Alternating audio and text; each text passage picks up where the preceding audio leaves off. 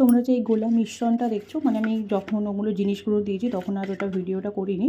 এর মধ্যে ময়দা আছে, আর ডিম আছে, দুধ আছে, তারপরে হচ্ছে পেঁয়াজ আছে, কাঁচা লঙ্কা আছে, টমেটো আছে, আর পরিমাণ মতো নুন দিয়ে ভালো করে এটা ফেটে নেবে।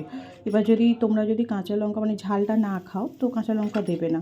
এটা মানে কী বলো তো, ঘরোয়া একটা যেরকম নর্মালি আমরা গোলা রুটি করি, তো সেরকমই গোলা রুটি আমরা নর্মাল যেটা করি। অনেক টাইমে বাচ্চারা, ঘরে বাচ্চা থাকলে নানান রকমের তো বায়না করে, তো কম সময় গোলা রুটির টাইম এমনি কম লাগে করতে, তো এটাও কম টাইমে একটা সহজ পদ্ধতি, খেতে মোটামুটি ভালো লাগে, বাচ্চারাও একটা খুশি হয়ে যাবে কারণ আমাদের ডিম আছে।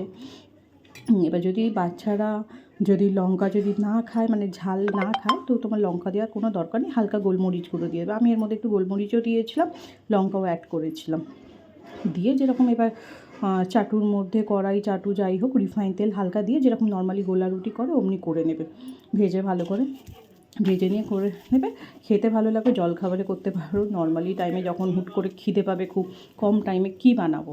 হ্যাঁ, তো আমরা অনেক টাইমে গোলা রুটি করি, কিন্তু শুধু গোলা রুটি অতটা ভালো লাগে না। হ্যাঁ, অনেকে শুধু গোলা রুটি পছন্দ করে। এটা একটু অন্য ধরনের, তুমি একটু চেষ্টা করলে কম টাইমের মধ্যে একটু অন্য ধরনের, আমারও ভালো লাগলো খেতে, আমার ঘরের বাচ্চাদেরও ভালো লাগলো। কম টাইমে মানে একটু অন্য ধরনের বানাতে পারো, মোটামুটি ভালো লাগবে, খেতে খারাপ হবে না।